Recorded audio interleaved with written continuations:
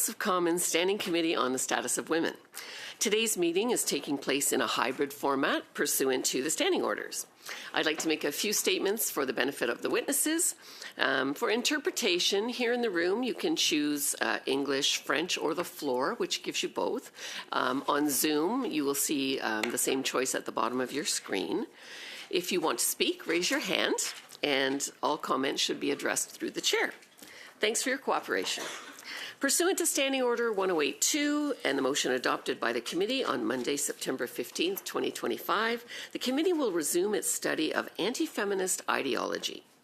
Now, before we welcome our witnesses, I want to provide a trigger warning. We will be discussing themes and experiences related to anti-feminist ideology.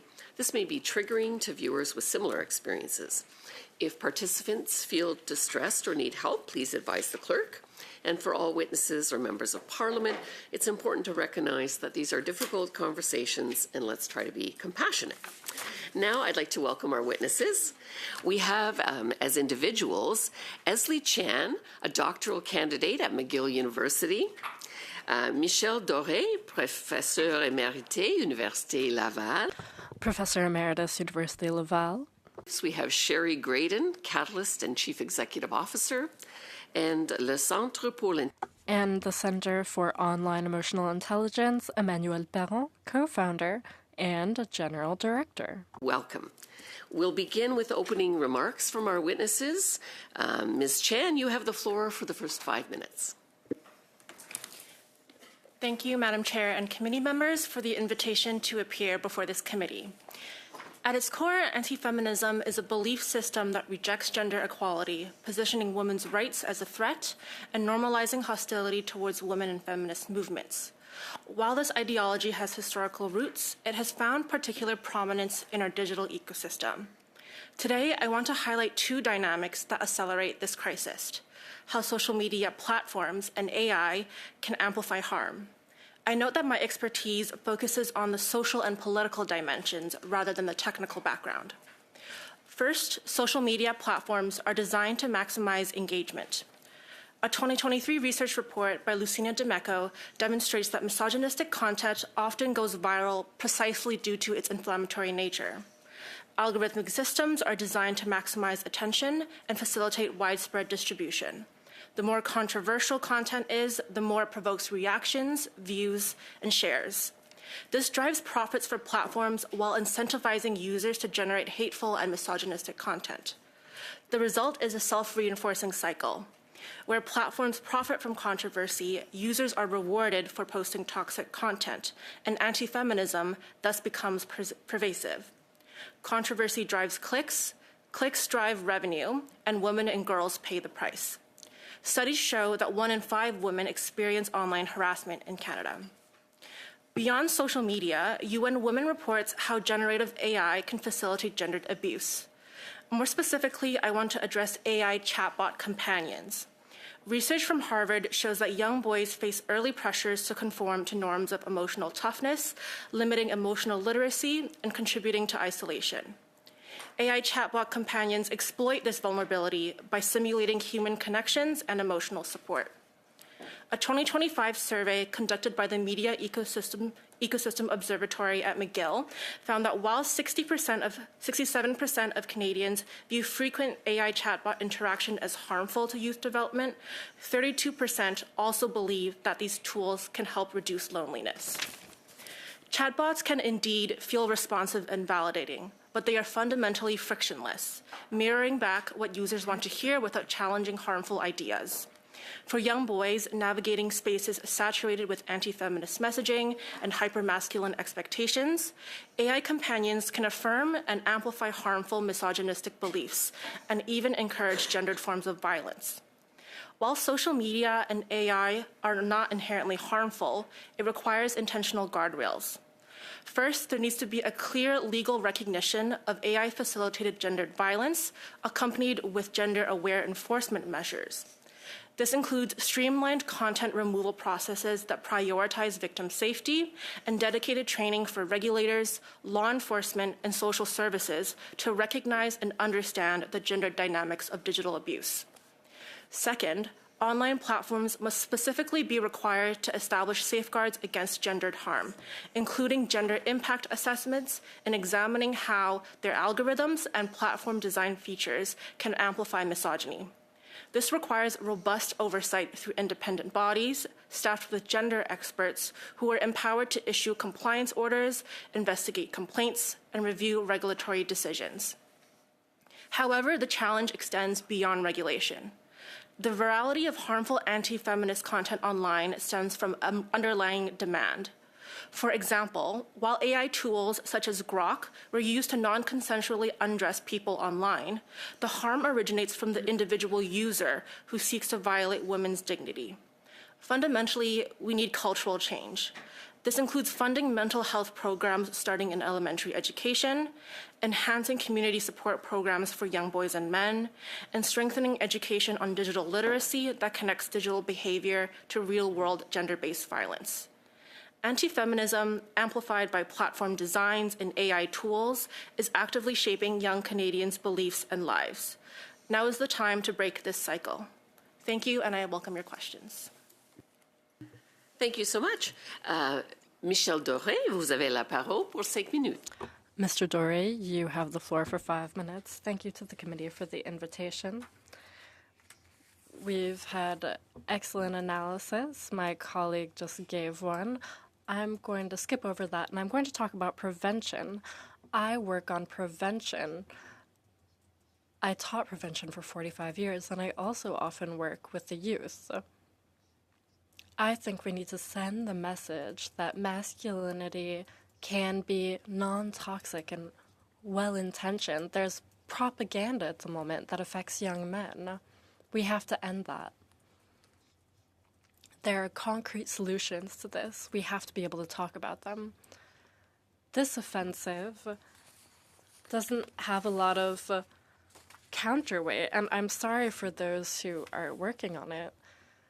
I think you saw my brief, as well as my opening remarks. This reaction is a bit of an attachment to pre-feminism. A lot of online male influencers that are popular all of a sudden, they are against sexual minorities and women's rights, and those two things often go together. So it's a really alarmist vision of the world. A lot of men feel like they're losing their power, losing their privilege. We could even talk about male supremacy.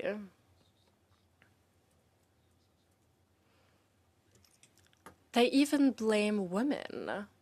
That leads to violence.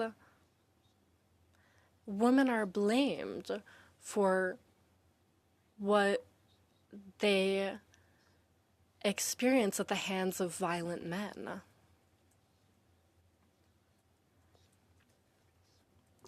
This return to traditionalism that many men are demanding comes from a lack of respect for women. They don't respect their victims. We can't move backwards. We have to understand where boys are coming from. Boys are in school. Boys are in sports. Over the last few years, I worked with sports teams, and I'll give you some concrete examples later. Boys are online, yes, but they're also in schools, in sports teams, at youth cultural centers, and we have to send them a message. And later I'll give you some amazing examples of women-led and men-led initiatives that reach out to boys to make them aware of things and change their behavior. Raising awareness is all well and good, but we need to change their behavior. That's much more difficult. You have to be well prepared because they're toxic behaviors. People aren't toxic. Behaviors is toxic. I studied sociology and social work. I know people can change. Formerly, I was with childhood protection for around 12 years. Boys can get better. We must recognize there's a problem. We must recognize we have to act. We need the means to do so. Here are some examples, 3 examples. There's an organization in Quebec called Sport Aid. This organization has an agreement with a plethora of sports teams. They train youth and coaches. Coaches are role models. We often talk about negative role models. Coaches are positive role models. In New Brunswick, in Francophone schools, there's a project of well-intentioned masculinity with boys. Last example, in Quebec, I'm next to the YWCA, and there are workshops for boys. There's an online program that is funded by the federal government. So there are steps to be taken, and we can't wait. We have to act now. Thank you. Merci beaucoup. Thank you very much. And you now have the floor for 5 minutes. Thank you. Immediately after Donald Trump's re-election in 2024, anti-feminist online influencer Nick Fuentes posted on X, "Your body, my choice, forever." His boast went viral. A few months later, the hate-inducing Andrew Tate, accused of human trafficking and rape in Romania, was given sanctuary in the U.S. Why did Tate base his anti-feminist empire in Romania? Because it's the worst performing country for gender equality in Europe.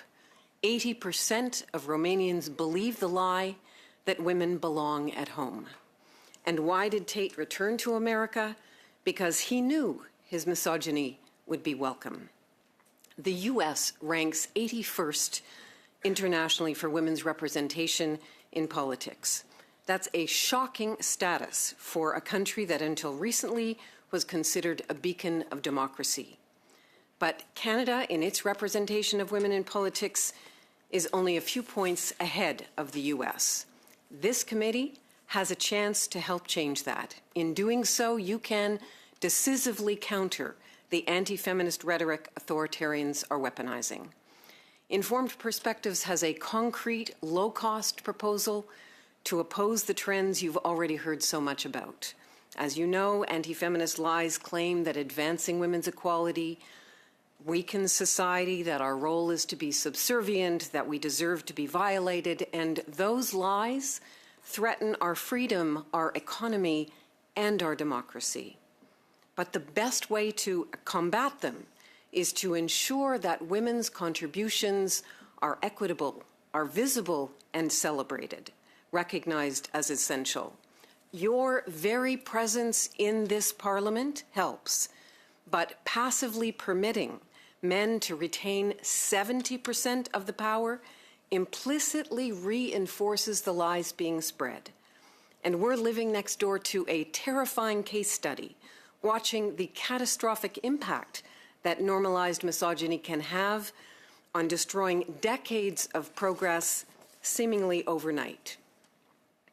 When the U.S. began rolling back abortion rights, the only option many American women had to end an unwanted pregnancy was to turn to feminist networks in one of the most Catholic countries in the world, Mexico. How did that happen? A dozen years ago, Mexico required all parties to run as many women as men in their national elections. They achieved gender parity, and women quickly used their political power to make access to abortion better there than it is in the U.S. Ensuring women hold the seats, half the seats, and are visibly exercising authority makes equality the expected standard. It challenges the myths that misogyny spreads, including the notion that you don't belong here and aren't capable of wielding power. At the turn of the century, Canada ranked 28th for women in politics. Today, we are 73rd, much closer to the U.S. than to Mexico, which is 5th.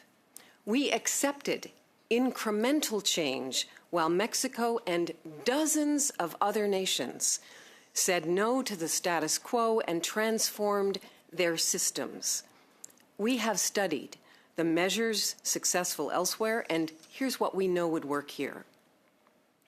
Require parties to run equal numbers of men and women, including in winnable ridings. Those that fail to comply forfeit their right to compete, period. It's not complicated. It's not costly, and it's not even controversial. 86% of Canadians believe women should hold a balance of power.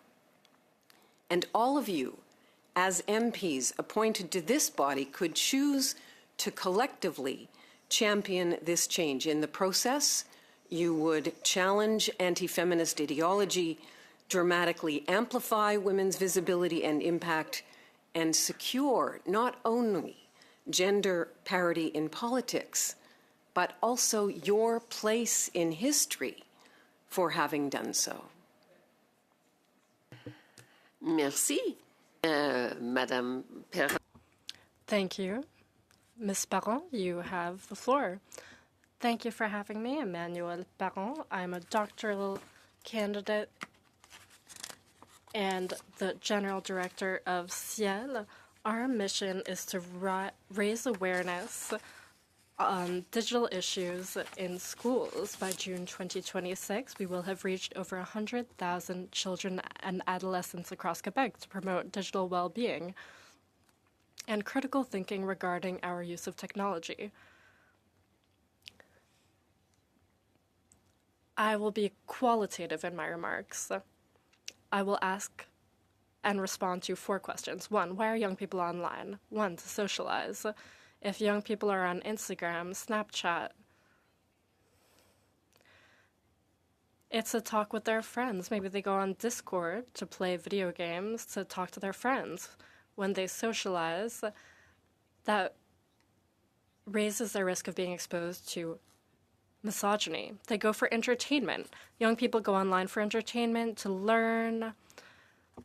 They're inspired by influencers, YouTubers, and when they have fun online, they're exposed to misogyny. 3rd reason, self-expression. There's not a lot of space where young people can have a voice, but online they can have a voice. And that also exposes them to misogyny. What's the problem? What are the health concerns? Not all screen time is inherently bad. The social network's business plan is attention-based. That hurts healthy lifestyles. We're worried about seeing inappropriate content that affects their mood and their vision of the world. It also leads to echo chambers. 4th question, what is young people's experience with online anti-feminism? It is important to note that most of the content you hear about is produced by adults on platforms designed by adults, where children are exposed to hate, or where children are exposed to misogyny despite themselves. Here are what some children have said. I see lots of sexist content and I don't watch it, but they, pointing to boys, do, and they're annoying. The videos that make me feel good are when I see women getting beaten. If you post, you have to expect to be insulted. It comes with the risk of putting yourself out there. Those who comment insults have no life. You have to ignore them. There's nothing you can do. I reported a sexist comment, and Instagram told me it followed their community guidelines. I'm regularly asked for my Insta and phone when I'm gaming because they hear a girl's voice. I turn off my mic. A girl with a high Snap score is a slut. Girls just post for attention. How can I see less sexist content? It's annoying. Thanks to Instagram, I'm subscribed to many feminist pages and I learn a lot. Why are these platforms so rich if we don't pay for them? Last question, how should we intervene? I will be brief regarding social media bans. I strongly believe that they will not solve the problem before us today. I'll also be brief regarding education and prevention, although they're at the heart of our mission. There's no doubt that we are making a difference in youth lives, but we need more. We have to try. We can't put everything on the youth. For them to deal with all of the hatred circulating online at the moment. Maybe you realized I'm pregnant, 6 months along, and I'm having a little boy. If my solution goes through regulating platforms, I'll have the same conversations with my future child than I have with classes. And I'll apologize for the fact that adults didn't have the courage to regulate platforms, and I'm sorry that because of his gender, he'll be targeted by misogynist content. And I don't want to hear, oh, it's unrealistic to regulate platforms. There are states that do so, and there are real results, and I'd be happy to discuss them. In the UK, in Australia, there's the Online Safety Act. In Europe, there's the Digital Services Act. In California, there's the Age Appropriate Design Code Act. These laws have default parameters that protect minors and that support children. And they have independent regulators that ensure that rights are respected and hold platforms to account. Thank you very much. Thank you very much, and congratulations. First round of questions, and we'll start 6 minutes for Madame Vien. Merci beaucoup, Madame la Présidente. Thank you, Chair. Thank you to all of our witnesses for making yourselves available today. There's so much that we just heard. It'll be hard to have enough time. First, Madame Perron, because you just delivered your opening remarks. In the conversation you have with youth, you've reached 100,000 youth in Quebec? Yes, in Quebec. In the cities, in rural areas, primary school, high school. Yes, exactly. And we talk about screens and well-being as well as the subject of, and the conversation on hate content comes out spontaneously. And your colleague also named some initiatives. What's your approach exactly? A first step is to name emotions. We open a dialogue. Youth don't necessarily think about the content that they see among themselves, so that ensures that they can see that there's unacceptable discourse. And then they can ask, how can I see less? So we give them tools like hiding content, trying to talk to their algorithm so that the content that's personalized is less hate-filled, to report hate content. And so that will allow them to be a bit resilient, because at the moment, even if they report content, platforms leaves it online. That's quite worrying. Your colleague said that with hatred pays. Hatred pays. Every click makes some money.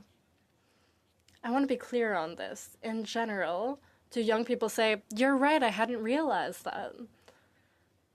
They're so ready to have those conversations. When we're moralizing, saying social media is bad for you, then they'll talk about why it's so great.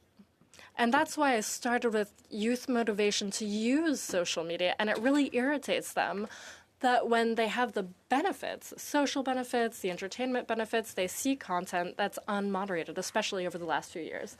I don't have much time. Madam Chan, thank you for being with us today. So that content pays. Every click makes money. Are you afraid that something will go too far? Are we being alarmist, or is this really horrible, and can this lead to violent impacts in the street or elsewhere? In other words, is this a prelude? Is what we see on social media a prelude to in-person violence? Thank you for your question. I don't think it's particularly alarmist. With the recent Grok incident that happened on X, formerly Twitter, where people were able to essentially use AI to undress largely women, predominantly women.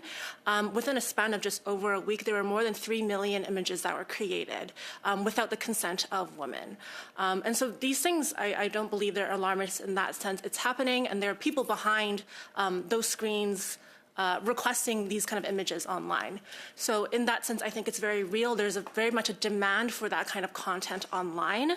And in terms of kind of the devolution of political violence, I think it's often quite limiting to conceptualize violence as either offline or online. I think those worlds are kind of blurring over time. A lot of youth take their kind of like online cultures, their online conversations, their socialization, and that bleeds into how they behave in schools as well. And so I would not want to say that violence is imminent, but... Merci beaucoup. Comme je vous dis, j'ai très peu de temps. Monsieur Doré, merci d'être avec nous. Thank you very much, Mr. Doré. Thank you for being here today. We're happy to have you. Before talking about an eventual increase in violence, you said we have to recognize that there's a problem. Before moving to prevention, you have to admit there's a problem. Is that because we're not acknowledging that there's a problem? Exactly. There's a problem with the masculine condition. There's no counterweight to this violent, misogynist, sexist discourse. There's no counterweight. The mentors, the online mentors for boys are negative mentors. So there needs to be a counterweight. There need to be programs, I don't know, interdepartmental programs. I don't know, that's your work. I have a question. What should the Minister of Education do? Because parents have a role to play, sure, but there's also a role for educators. Yes. And if the home doesn't reflect what's happening at school, well, then something is off. It needs to be a concerted effort. I've often asked myself, and I'll be transparent and honest, often the response has been, it doesn't make any difference. I'd like to have your point of view, Mr. Doré. Is there a lack of positive male role models? In our schools, in our kindergartens, men aren't there. There are no male role models. And I'm not saying that women in the education system don't do a good job. I'm saying men aren't there anymore.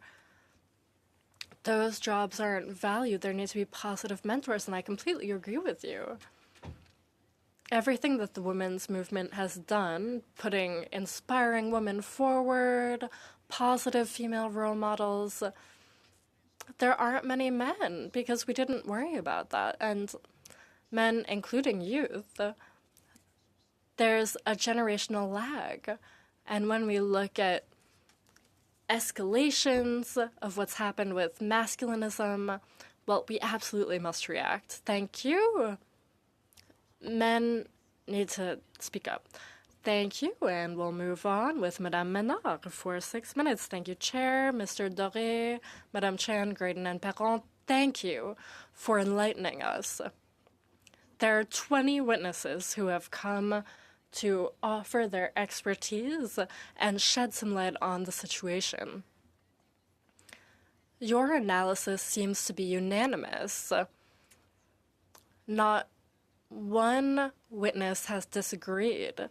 The comments are all pointing in the same direction. What we've learned over the last few weeks is that anti-feminism, for worrying reasons,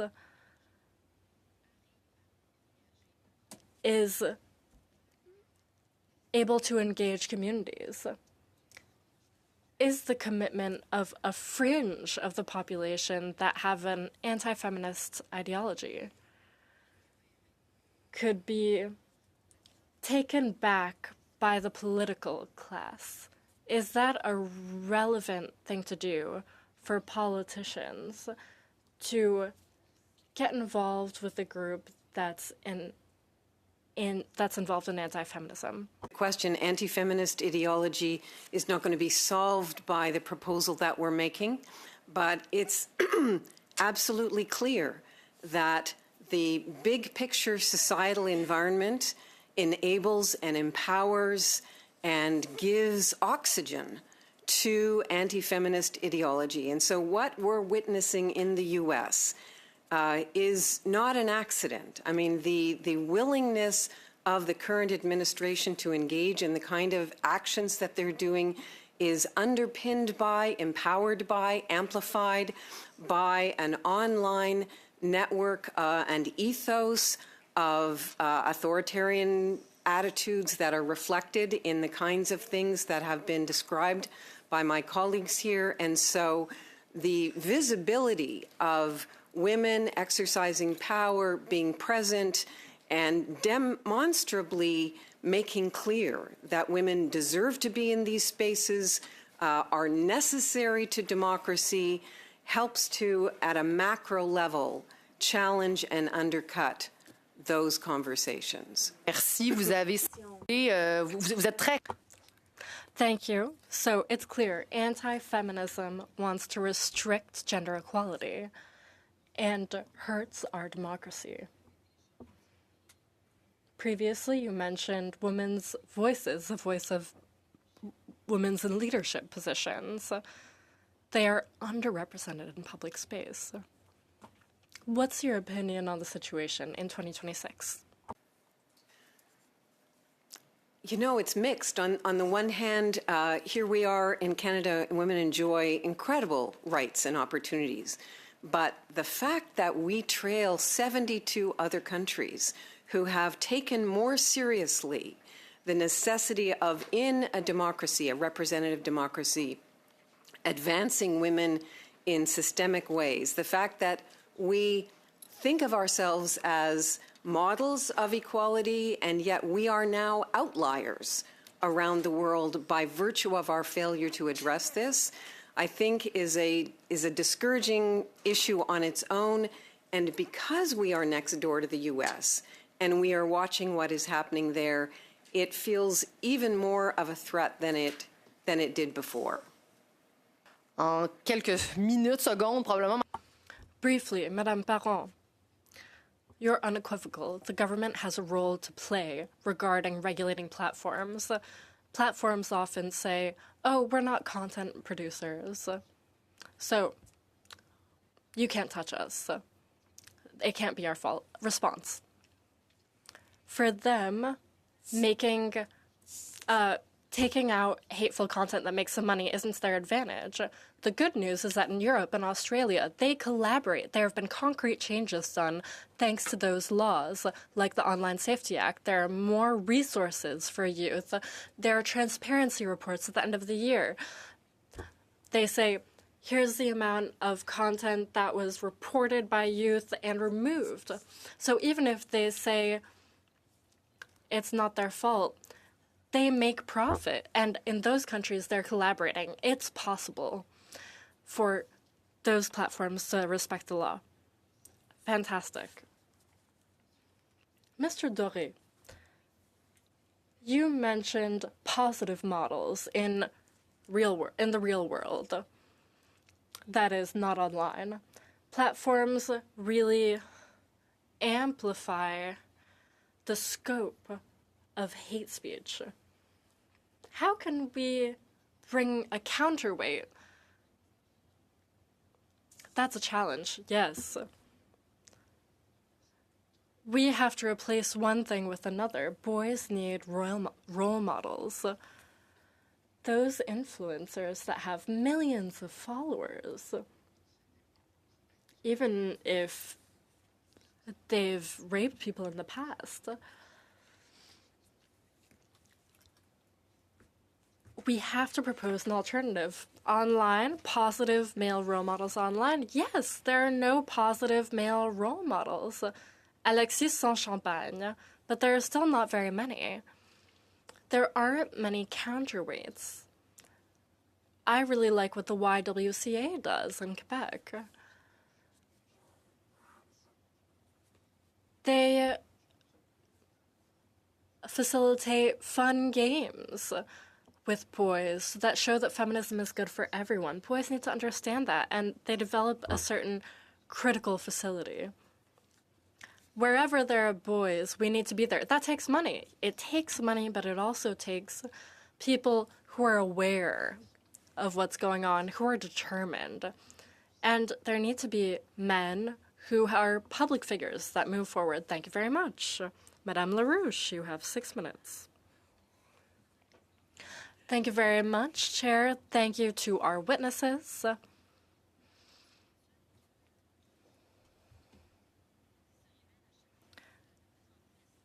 This study is essential and necessary. Congratulations on your pregnancy.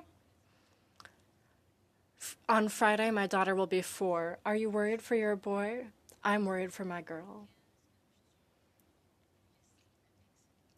What does the future have in store with the rise of masculinism? I'll start with you, Madame Baron. And you said that 2 years... Oh, I appreciated what you said. 2 years ago, Léa Clermont-Dion came to present her documentary for International Women's Day.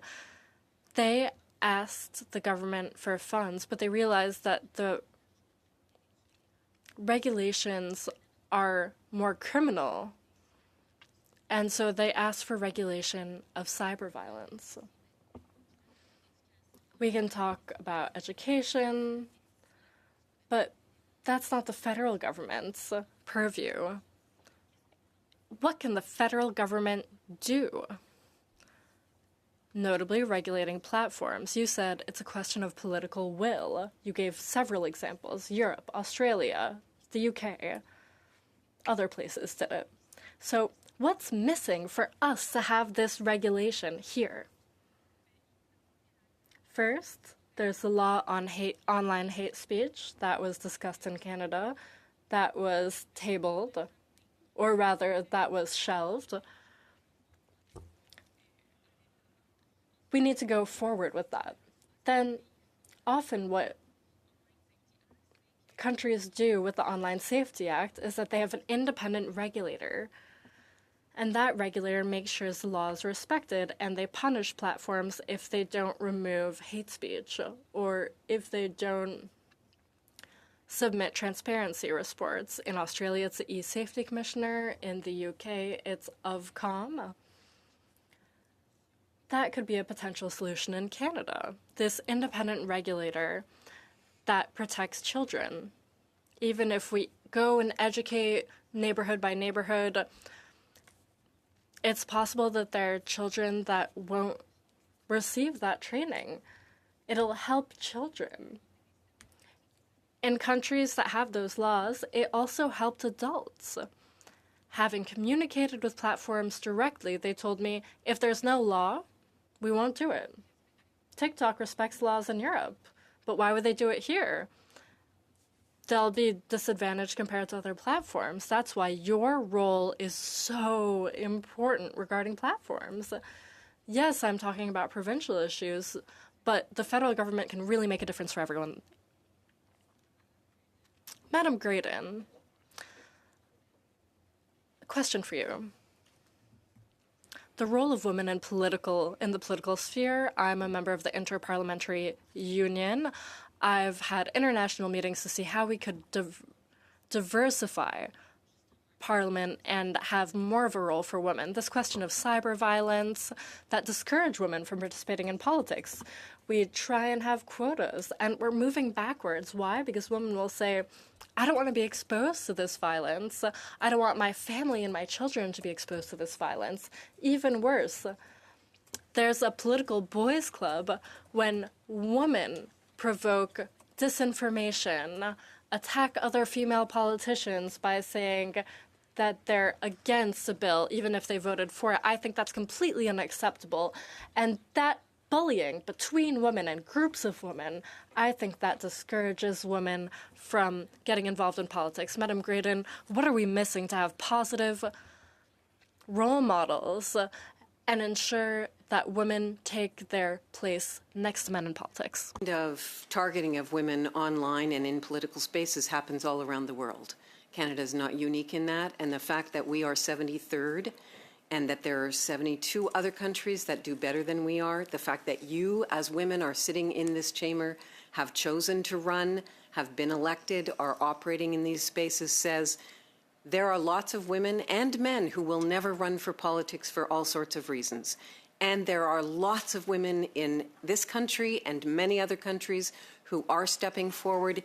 In Mexico, they have 50-50. In many other countries, they have many women willing to run. And one of the things that the research suggests is that the more women who are present in political life, the more influence they have over the nature and the tenor of the conversation, and it improves as a result. And I would also say I was so struck that all of the countries that have implemented the kind of preventative measures working with the platforms, those parliaments have many, many more women in their legislatures than ours. So the presence of women in decision-making places and their proclivity for protecting women and children is likely to help everything at the same time.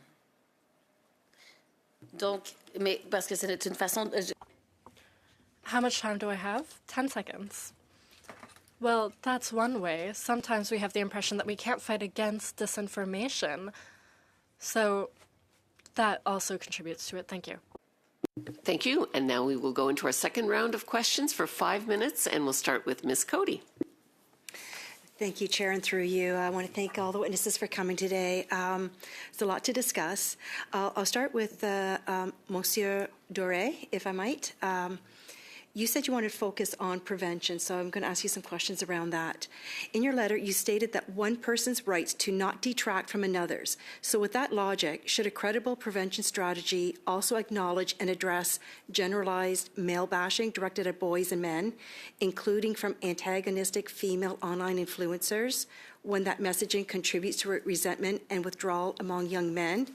And could that be the catalyst pushing some boys to these extreme spaces?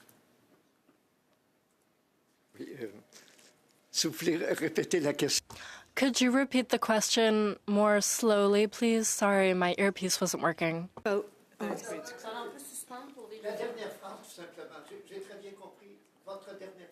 Inaudible.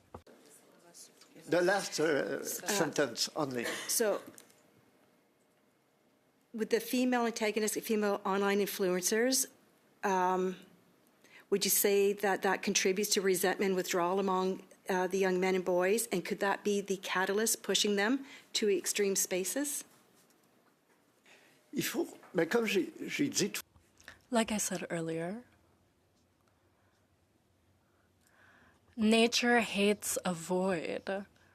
Boys are looking for role models. They're looking for discourse on the masculine condition, and all they hear comes from influencers. It comes from negative role models. And as my colleague said, they're highly followed. When I talk about prevention, I'm talking about alternatives, having alternative discourses. Boys need to have critical thinking. They need to think feminism is good for everyone because it's gender equality and everyone benefits from equality. So long as we don't have gender equality, we won't make any steps forward. I'm very worried. I'm a man, but I'm also worried that the woman present here, I have a little boy. Maybe I'll have grandchildren one day. And I'm really worried about what could happen. There's a lot of escalation in this masculinism movement, this reactionary movement. That's why we have to be everywhere. That's why earlier I spoke about interdepartmental committees. In Ottawa, you're able to... But there's a lot of male bashing that's going on online as well, and there's a possibility that boys perceive that messaging that presumes all of them as aggressors. So fairness in messaging is crucial to keep them engaged. Should government-supported initiatives explicitly reject harmful narratives that are also targeting boys and men, just as they reject misogyny, to prevent this alienation? il faut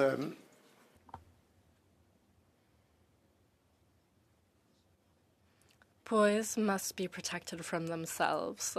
That's what I would say.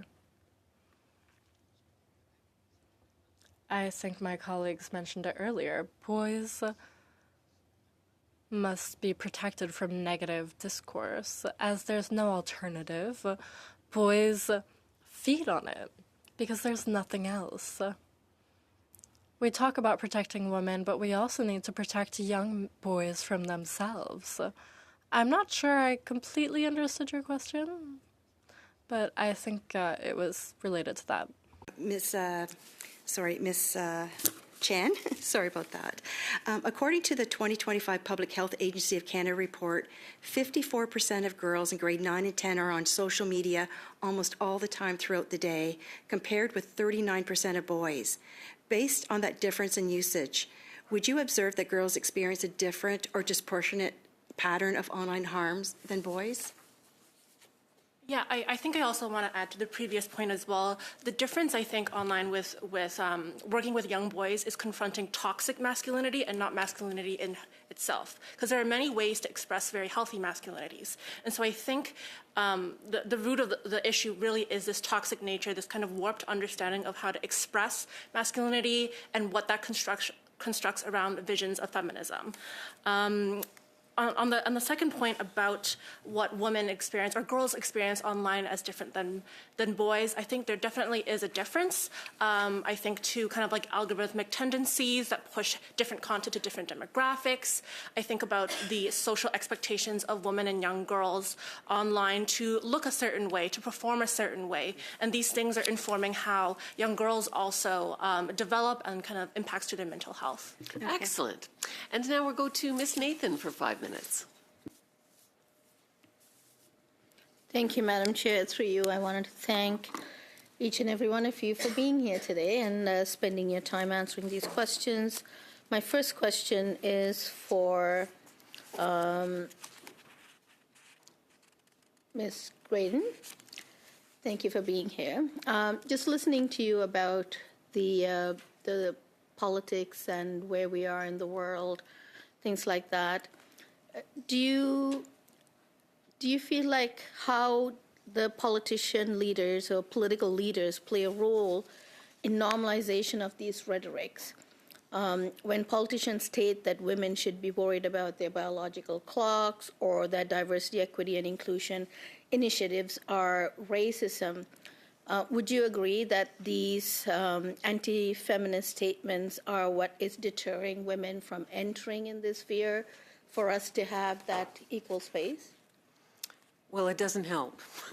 I don't know that you could blame those statements alone, clearly, but statements by public officials who have power, who are seen and admired and respected and understood to be wielding power, clearly have a disproportionate impact on attitudes more broadly. And so, you know, what we're witnessing in the U.S. and the normalization of behavior that a year ago we would have been shocked and unable to predict, the fact that that is now so normalized and is infecting not just that nation but the rest of the world, you know, those pronouncements by politicians absolutely have an impact, are heard and internalized and then expressed in all sorts of ways by boys, girls, adult men, women. Mm-hmm.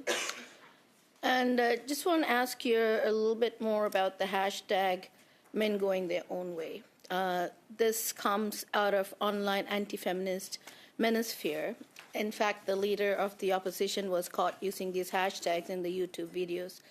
Can you explain the origin of these hashtags and what it represents within the manosphere and what it signals when languages like this enter mainstream political spaces? So I can answer the last question. I don't know about the origins of the men going their own way. If any of my colleagues do, okay. Maybe as maybe you somebody could start. who knows maybe could answer that part of the question. Yes, go ahead.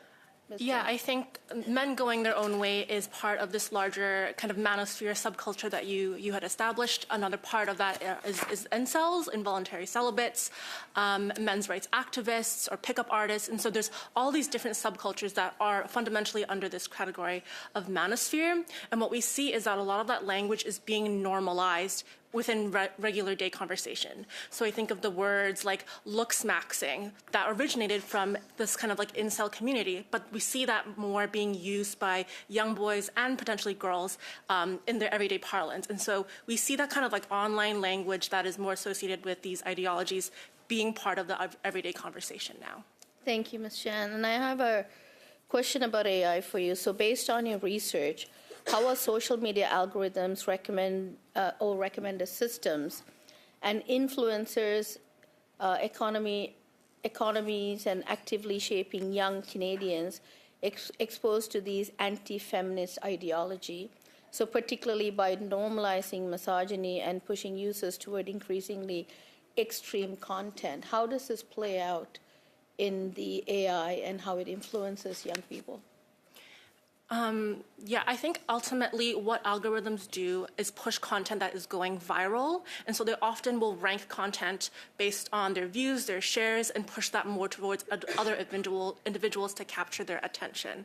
And so inherently that often can lead to very misogynistic beliefs being pushed because of this virality, because, you know, someone might share it not necessarily because they believe it, but they find that it's an interesting take, it's controversial, and so those kind of content will be pushed forward. It's also an issue of structural design. So I think about cases like Reddit, where people can upvote, people can be anonymous online, and these are different ways that platform design itself, apart from algorithms, can also contribute to harm. Thank you so much for that answer. And I also have, you wanted to add to that, Emmanuel? Absolument, sur les jeunes garçons. Yes, regarding young boys, there are many young boys that are exposed to more radical currents on social media when they're in school and they say things that are hateful, masculinist. They'll be silenced by teachers. Online, however, they'll be encouraged to open up. They'll name their students. Oh, you're a teenager. All of a sudden online, there are people there for them. That's why young people need a sense of community. And unfortunately, as my colleague said, algorithms will push them to more and more extreme content rather than towards inspiring role models like Mr. Doré mentioned. Madame Larouche, vous avez la parole pour 5 minutes. Merci. Thank you very much, Chair.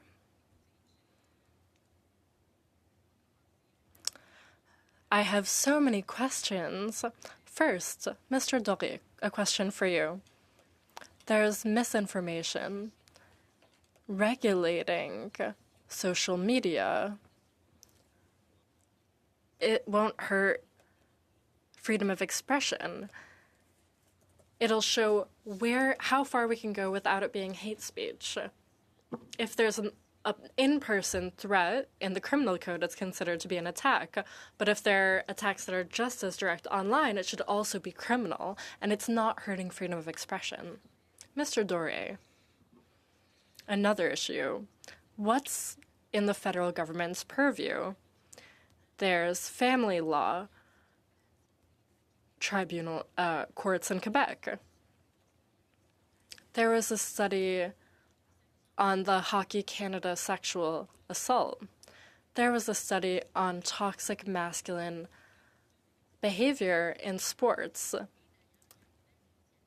There were excellent initiatives that put into place. For instance, Léa Clermont-Dion talked about masculinity to sports teams.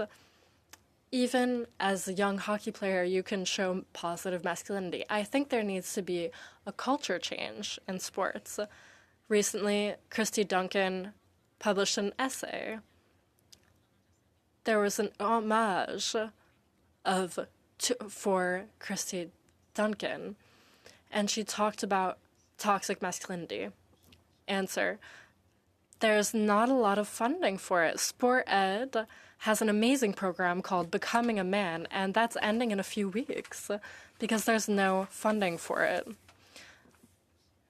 I worked with Madame Clermont-Dion in the sports milieu with hockey players. If Sports Canada required that just 1% of money spent for our youth,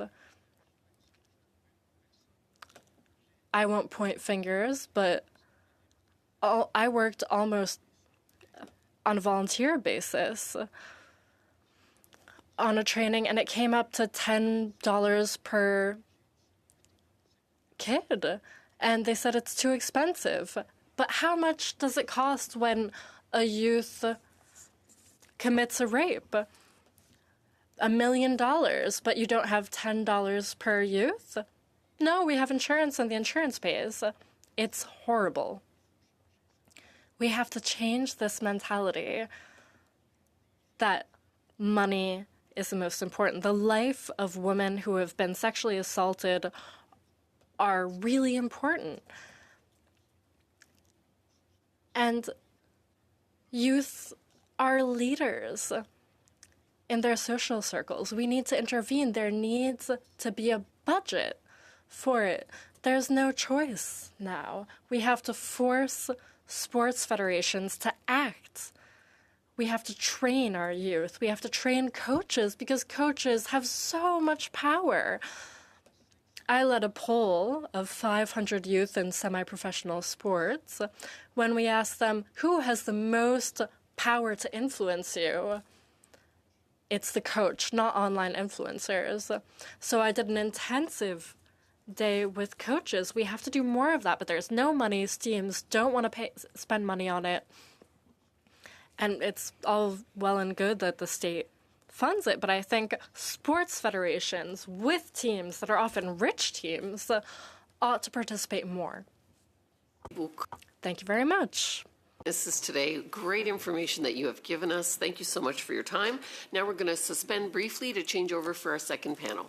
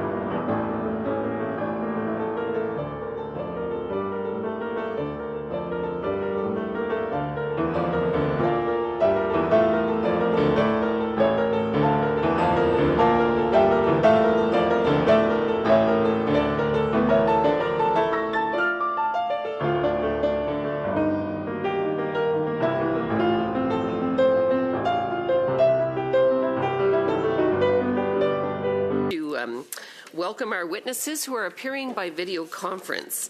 From the Canadian Security Intelligence Service, and to protect their identity, we have Witness 1, the Director General, Counterterrorism, and Luke, the Director General, Assessments, Integrated Threat Assessment Center. Thank you both for being here today, and the witnesses will share their time for the opening statement. So together you have 5 minutes, and you may begin.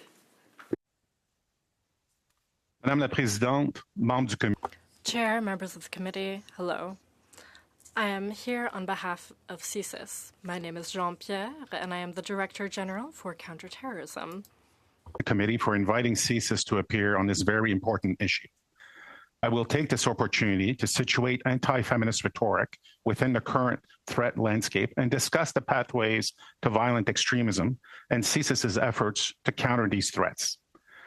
CSIS takes ideological, religious, and political extremist violence very seriously and continues to analyze, investigate, and mitigate threats of violence directed at women, as well as to the 2SL LGBTQIA+ community in Canada. L'extrémisme violent fondé sur Gender and identity-driven violent extremism is a distinct category of ideologically motivated violent extremism.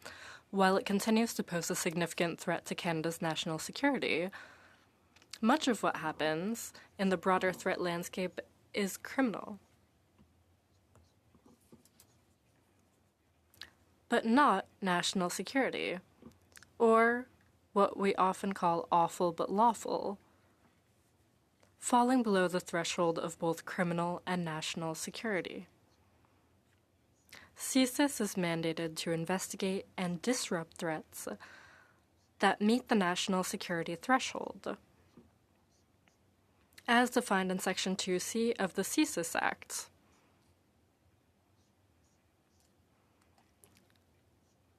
And to counter them, CSIS assesses that threat actors have intent and capability to use serious violence, or encourage or inspire others to engage in serious violence, and are motivated in whole or in part by ideology, and have the objective of affecting societal change outside of the political process. extremist landscape in Canada is complex, and there is no one-size-fits-all worldview.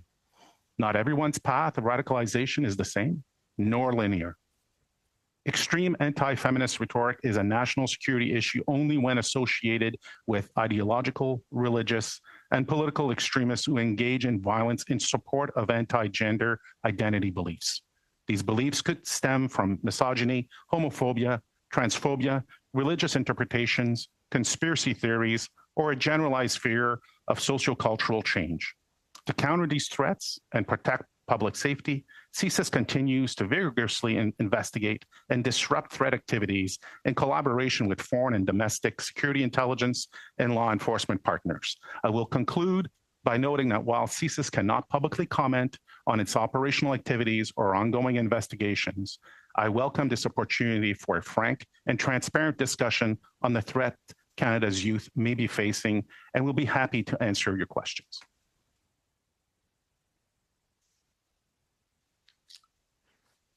Merci, Jean-Pierre. Madam, Thank you, Jean-Pierre. Madam, thank you for the opportunity to appear before you today. My name is Luc, and I am the Director General of Assessments at Canada's Integrated Threat Assessment Center, or ITAC. ITAC is a fusion center that brings together experts from across the Canadian security and intelligence community.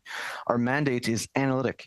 We provide decision makers and security partners with rigorous, all-source threat assessments to help safeguard Canadians and advance Canadian interests. We do not conduct investigations or enforcement activities. ITAC assesses national security threats to Canada and Canadians, including the likelihood of violent extremist attacks. These assessments inform the national terrorism threat level. Our focus is on threats that have progressed to the violent extremism end of the spectrum, where we assess ideology alongside indicators of intent, capability, and a willingness to use lethal violence. Dans cette optique, l'idéologie antiféministe. From this perspective, anti-feminist ideology is increasingly relevant to Canada's national security landscape. I want to be clear that ITAC does not assess ideology in isolation, nor do we consider the expression of beliefs, however controversial, to constitute a national security threat. The vast majority of individuals who hold anti-feminist views will never engage in or support violence. However, our assessments indicate that, in certain contexts, anti-feminist ideology can function as an enabling factor along pathways to violent extremism. These narratives can provide grievance frameworks that legitimize hostility toward women and gender equality, and elements of them are consistent with those observed in ideologically motivated violent extremism. Particularly in online environments, and may intersect with other extremist ideologies, including violent extremist interpretations of religion that promote rigid gender hierarchies. These assessments do not concern religious belief broadly, but rather the use of ideology to justify serious violence. From a national security perspective, anti-feminist ideology warrants attention when it appears alongside indicators of violent intent. Women, including elected officials, journalists, and educators, may be portrayed as undermining social order, which can contribute to environments where harassment, threats, and in rare cases, violence become more likely. In closing, ITAC will continue to work with its partners across the intelligence, law enforcement, policy, and prevention communities to assess emerging trends and provide early warning of violent extremist threats. Thank you for the time today. We are happy to take your questions. Thank you so much. The interpreters have asked me to remind everyone before we go into our questions that if you're on Zoom, if you could put yourself on mute when you're not speaking, would be helpful to them. So we're going to begin our round of questioning, 6 minutes. Madame Vien. Merci beaucoup, Madame. Thank you, Chair. Hello, Jean-Pierre and Luc. It makes me a bit uncomfortable to call you by your first names, but in any case, we're very happy to have you with us today. We're wrapping up this study. You've shed some light that we didn't have previously. I have a little bit of difficulty understanding how CSIS works. So you monitor, you look at things that pop up, and when you see something that's worrying, you tell the police? Maybe you could briefly explain that to us. Where do you fit into this anti-feminism landscape? This is Jean-Pierre. First, I'm responsible for the National Program for Anti-Terrorism. CSIS, unlike ITAC, I'll let Luc talk about ITAC, our responsibility is to investigate, analyze, and then communicate our analysis regarding threats on national security. In the terrorism milieu, the vast majority of the time, our investigations are related to are sent to the RCMP. But municipal and provincial police bodies are who we communicate with. Of course, social media platforms have no borders. And what do you see regarding anti-feminism at the moment? Is it new for you? Did it not exist as much before? Now is it more serious? You seem to be able to make links with extremism and terrorism, if I've understood correctly. Is that right? Thank you for your question. This is Luc. In my opinion, anti-feminist ideology has existed for quite a while. You've heard from experts previously who explained the history of the phenomenon. For me, the major change in the last few years was the fusion of anti-feminist ideology with other ideologies. We realized that there were trends that came up over the last few years, fusions of different ideologies. Which ones? What other ideologies? Xenophobic, anti-government ideologies. All those ideologies are mixed up to become a kind of merged ideology. So attacks, extremist attacks that we've seen are, yes, I don't have much time. And up till now, have you sent a lot of files to police bodies?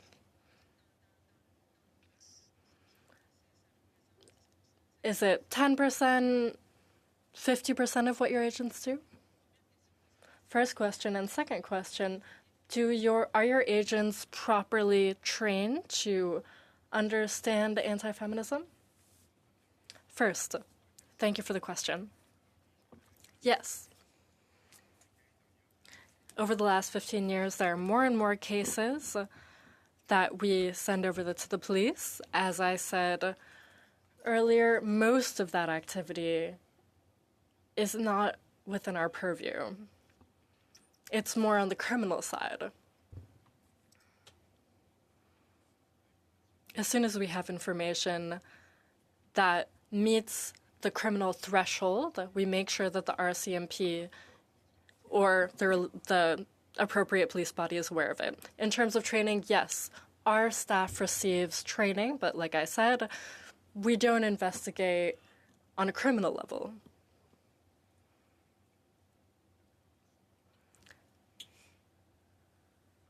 We don't investigate violence against women on a criminal level. Mixed ideology over the last few years has increased, and that motivates our targets regarding, for instance, religious ideology. I asked the previous panel this, I don't know if you heard. Maybe it's bigger than we think, this phenomenon. Yes, go ahead, Jean-Pierre. Yes, sorry for interrupting you. Unfortunately, no, we didn't hear the previous panel. That's fine. The question was this.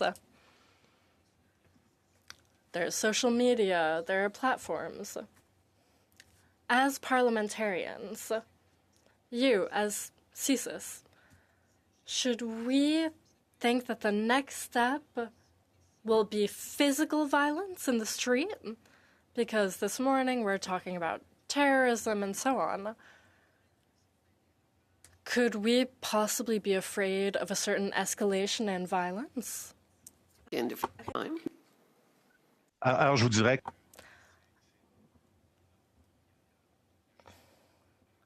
I'd say there have just been a few cases. The vast majority of Canadians are not within our purview. We're talking about a small number of individuals in the country that are ready to act in their ideology. Thank you.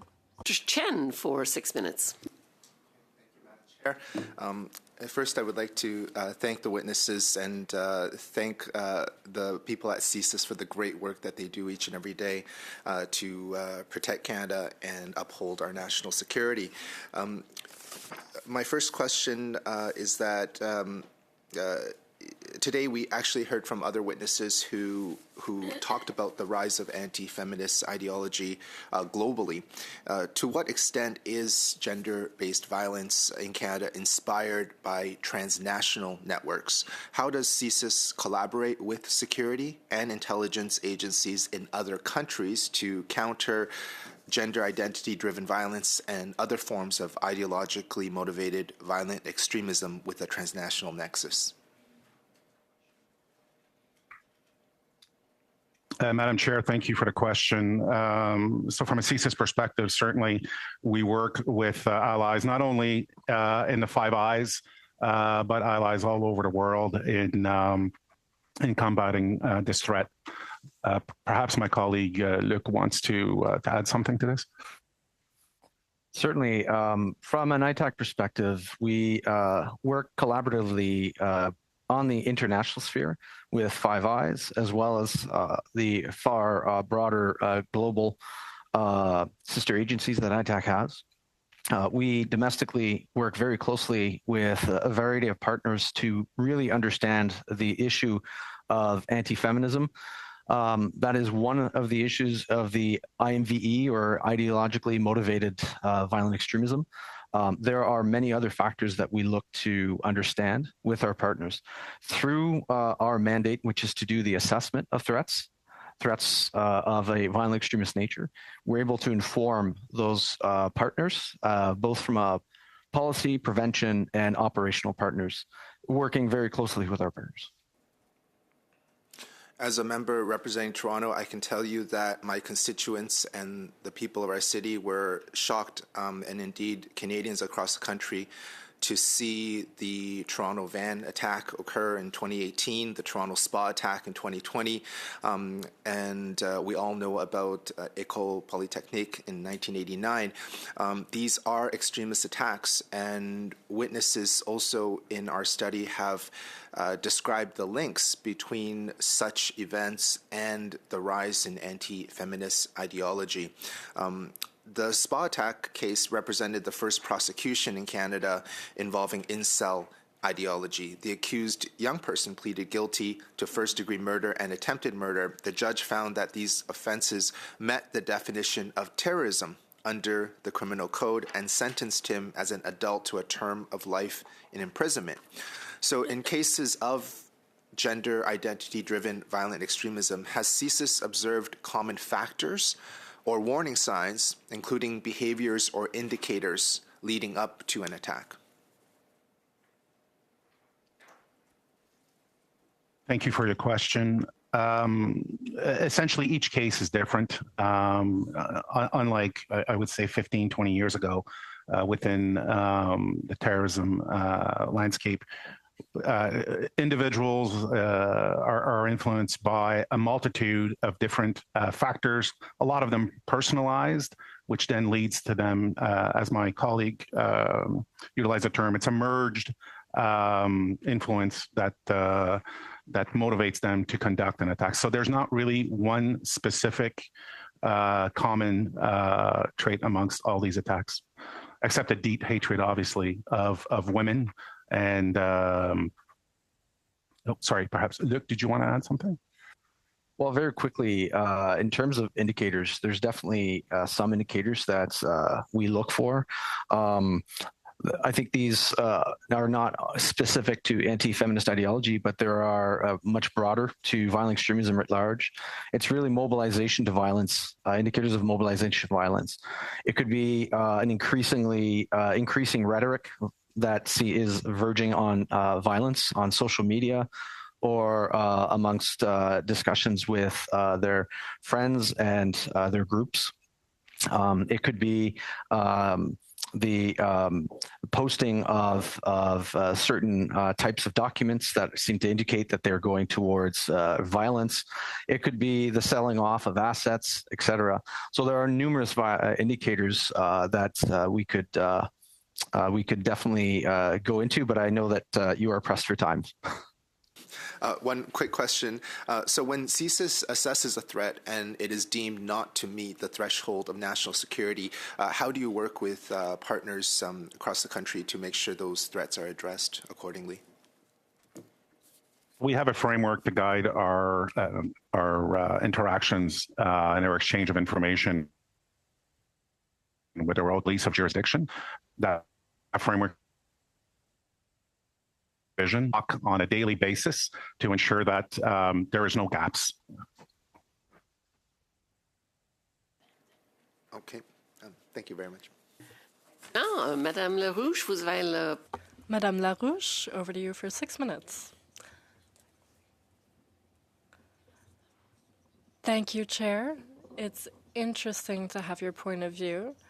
We can see that this question of anti-feminist ideology is taken seriously.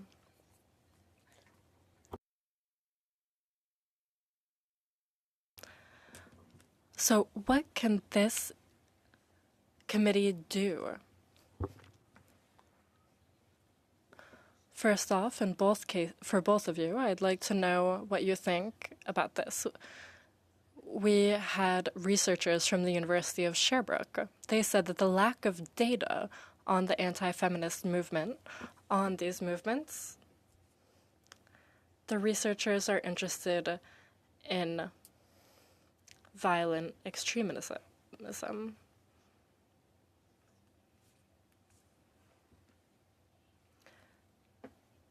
Should we have more numbers and more data on this issue?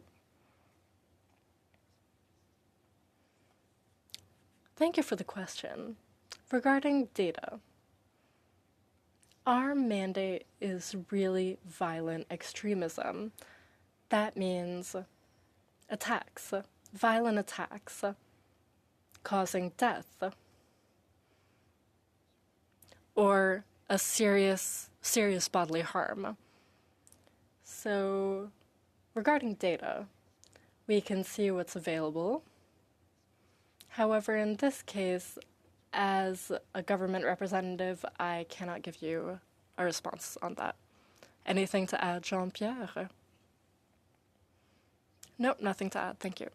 All right. Both researchers talked about intersectionality, or rather, the merger of different racist, transphobic, etc. ideologies. Why are all of these extremist movements merging, and why does that add to the threat? Thank you for the question.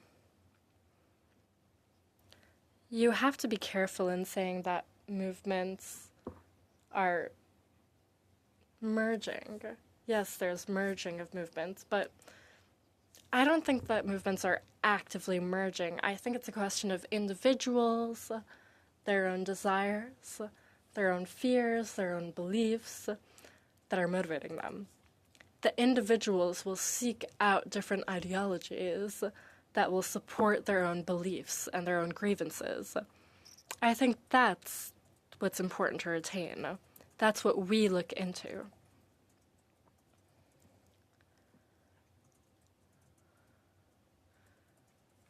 To be able to intervene, what legislative tools could help you to face these threats?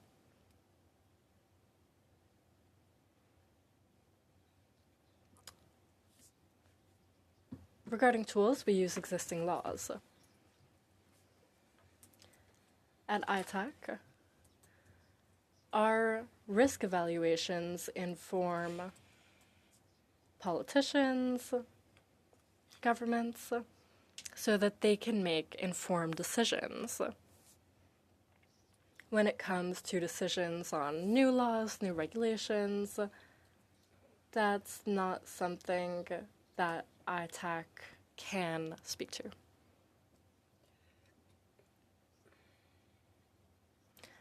There may be new legislative measures that might be useful to you, but you can't comment. Do you have everything you need at the time being? We spoke about social media. Do you have what you need that is, do you have the tools that you need? We know from research on the dark web that there are groups that are radicalizing and publish threats where young boys seek out the support of role models. Do you have what you need to intervene in those spaces? Certainly. There are parliamentary suggestions at the moment.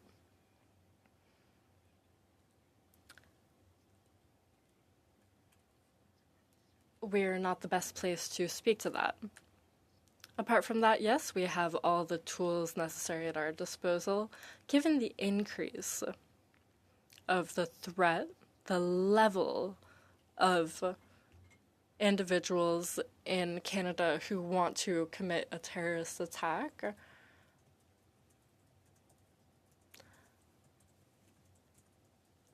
there can always be more resources. When you're talking about resources, can you go into detail? For instance, what kind of resources? More staff. So it would take some investment for public security. Is that what you're implying? More investment, more funding, investment for more human resources? Yes. Thank you. 5 minutes. Chair. Thank you for coming out here today and helping us with some answers to these questions. For the record, does CSIS have a formal definition of anti-feminism, or do you only assess the issues we're discussing under your IMVE category for gender-driven violence? Thanks for the question. So in terms of how we look at and what we look at in particular at ITAC is really focused on, and if it's anti-feminist ideology, it has to be framed within the violent extremism context. So it has to have an application of serious violence. It has to have an application towards, and by serious violence here, I mean lethal violence or violence intended to cause bodily harm. And it has to have a desire for social change. So when an individual is looking to conduct an attack on, and whether it's an anti-feminist ideology-based or other ideologies, they're always looking to do a much broader thing. So this is an attack which is the national security nexus that CSIS and ITAC look at. Okay, we often speak of the online male commentators, so I'm just wondering if an online female commentator makes similar antagonistic and hostile statements about men, would CSIS view that as falling within your gender-based extremist rhetoric? So irrelevant of the sex of the individual, we would investigate. Okay, so CSIS report states a link between general fatigue and frustration with COVID-19 social isolation and an increase to ideological motivated violent extremism. Many teachers have expressed concerns that childhood has changed from this isolation. So based on your assessment, does CSIS believe that the younger generation being forced online during those formative years contributed to increased vulnerability to online radicalization? And has that trend continued or worsened?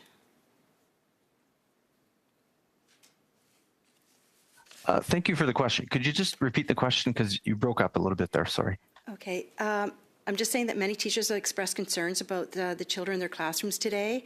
And do you believe that the younger generation being forced online during those formative years helped to contribute to the increased vulnerability to online radicalization?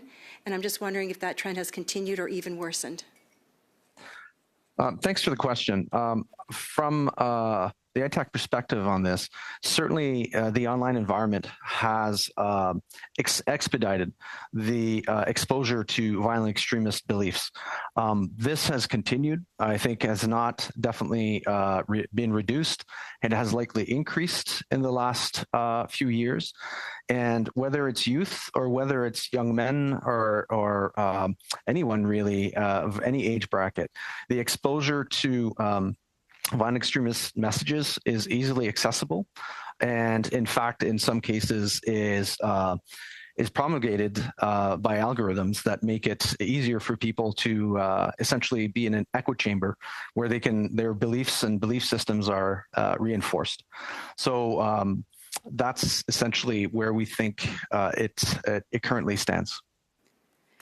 So terms like anti-feminism, toxic masculinity, and harmful ideology lack standardized federal definitions.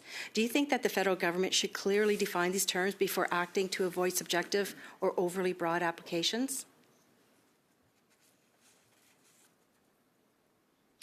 Thanks for that.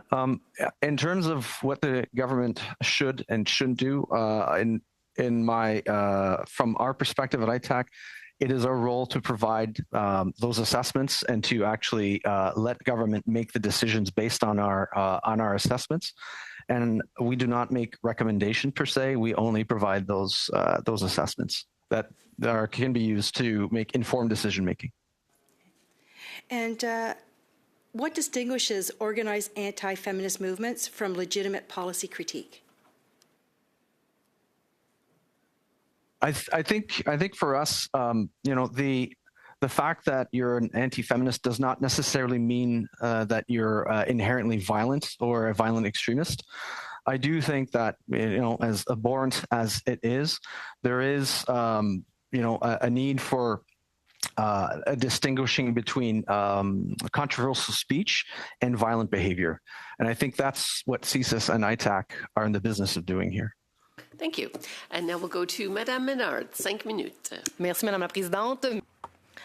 Thank you, Chair. Thank you to our witnesses. Very weird to call you by your first names given your high positions. Starting with you, Luc. Jean-Pierre, feel free to comment. I know that you're very aware of cause and effect. I'd like to know a bit more about you. Can we completely exclude the fact that the rise of anti-feminism has no chance one day to have consequences on national security? Good question. In and of itself, anti-feminism has an impact on national security. As we explained earlier, it really needs to be within the violent extremism umbrella. Anti-feminist ideology in and of itself is not necessarily something that will hurt national security. I can't make any predictions about the future. That said, given what we're seeing at the time being, most attacks in the last 10 years have been a mix. The audio is inadequate for interpretation. Est-ce que je continue? Ça va, Madame la Présidente? On vous perd un... We're losing you a bit, but I'll continue with Jean-Pierre. In your work, you must look at international trends. What we learned recently with other experts who came to appear is that the role of social media platforms is key regarding disinformation. They're not content creators, but they are amplifiers. What we have seen is that countries who legislated and created frameworks for digital platforms are countries where political parity is higher than in others, where gender equality is at a higher level. And I'll come back to the question of national security. Is there thus a possibility where there is no legislation for security, national security implications? Thank you very much for your question. Certainly. Social media platforms, how to put it, they're the medium used by extremists to not only influence, recruit, and propagate information that influences the majority of those that we investigate. That is, those considering committing a terrorist act. Our experience over the last few years has been that we've seen throughout the country and in our allied countries, NATO countries, Five Eyes, the sound has cut and interpretation is, and I cannot continue interpretation. I guess my advice for Luc is to turn your camera off so that we can get as much from you as we can. And Jean-Pierre, I think we'll just try again and we'll add some time for Madame Menard. Merci, Madame la Présidente. Si vous êtes toujours... Thank you, Chair. Jean-Pierre, if you're still here, you talked about our counterparts in NATO.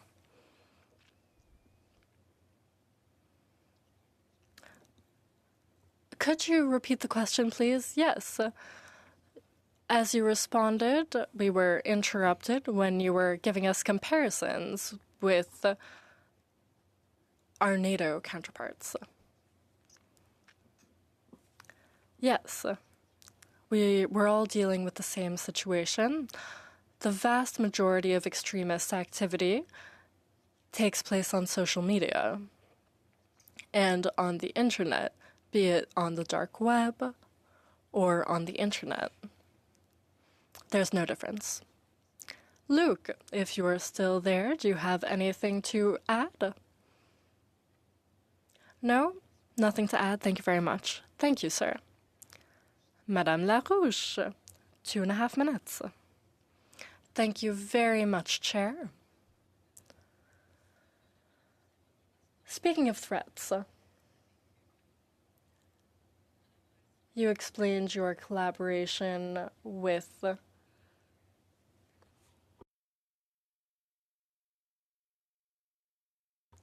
the Five Eyes. There were examples here in Canada with the 2018 attack and the spa attack in 2020. Internationally in Norway, there was the 2011 attack because the killer's mother had said something feminist. Canada is the second country that's the most affected by misogynist violence. So is there international collaboration? What could help you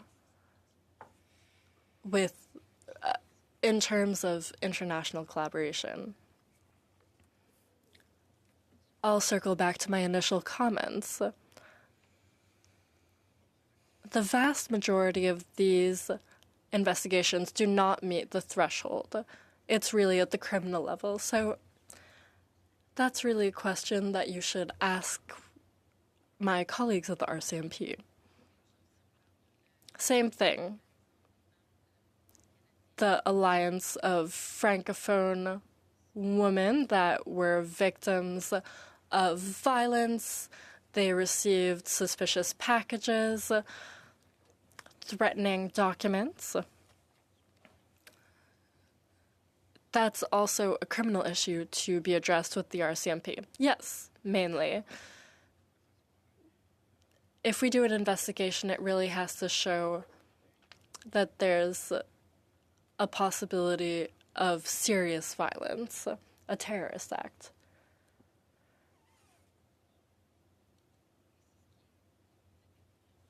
And for the time being, those, like you said earlier, there's no demonstrable link between anti-feminist ideology and violent extremism. There's a threat of a terrorist attack. I apologize, I didn't hear you correctly. Could you repeat it? So, as you said, for you, the link isn't there between anti-feminist ideology and a threat of a terrorist attack. That was your response to Madame Mendar earlier. I'm sorry, I think we have some technical issues that prevent us from hearing you. If you can just send your answer to the clerk. The question was about whether there's a link between anti-feminist ideology and terrorism, so the clerk can receive that from you. I want to thank our witnesses for being with us today, and I want to thank CSIS for the incredible work that you do to keep our nation safe. Thank you so much. We're going to go into some in-camera business, so at this point I'm going to suspend, and I would ask the public to clear the room, and then we'll begin our in-camera business.